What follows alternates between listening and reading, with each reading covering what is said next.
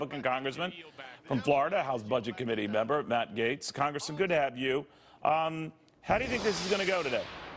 Hey, we've had a great day. President Trump led a pep rally among my colleagues a few hours ago, and what was even more encouraging than his strong support for tax reform is the belief that we're going to use the momentum from passing this bill to actually get to welfare reform and cutting spending, because when we put more money in the pockets of our small businesses and in the corporations here in America, we definitely want to make sure that they have a workforce. Did he say that, sir? So at the meeting he said that you get this done, the next thing you're going to tackle is welfare reform.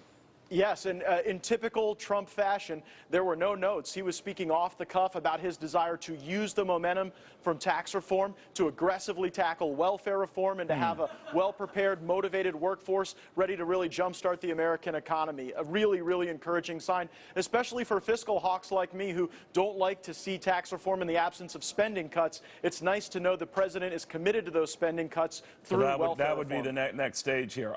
You know, Congressman, as this vote ensues here, the real question is what's going to happen in the Senate. Now, as you know, they have a provision presently to include rescinding the individual mandate, the requirement part of Obamacare, the Affordable Care Act, that everyone get insurance.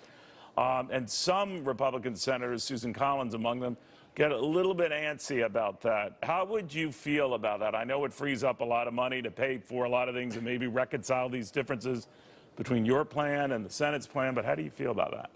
Hey, look, in the House, we'll take all the Obamacare repeal that the Senate's willing to give us. We've been begging the Senate to send us anything that would repeal any portion of Obamacare, and then they've been unable to do so. So if tax reform turns out to be the vehicle that can give us some liberty from the individual mandate that's costing money and hurting our economy, I say all the better. Go Senate. Did the president address this issue with you folks today when he was meeting with you? No, the president was mostly focused on the real high stakes that your last panel was actually discussing on the show, Neil. The fact that the stakes for the Republican Party couldn't be higher, for the American economy, and then if the United States is going to continue to lead this bull rush in the global economy, we absolutely have to get this done. And so the president was really pushing us for a really high vote tally. We think that by sending this out with a whole lot of votes from the House, we get a little momentum for our friends in the Senate. Now, you know, the president has indicated in the past, at least, that he liked some of the provisions within the Senate measure more than he did your own, if for no other reason than all rates were cut, and I don't think he was a fan of delaying the corporate tax cut, but did he hint about what kind of things he'd like to keep, what kind of things he'd like ultimately not to keep?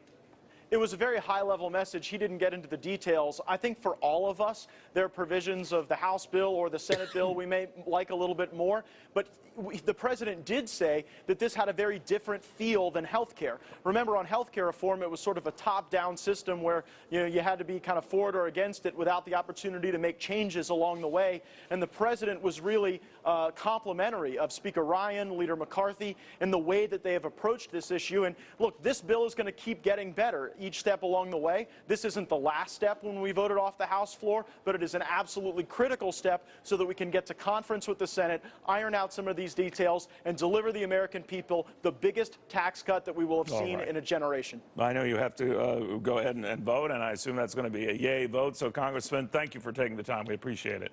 Absolutely. Thank you, Neil. All right.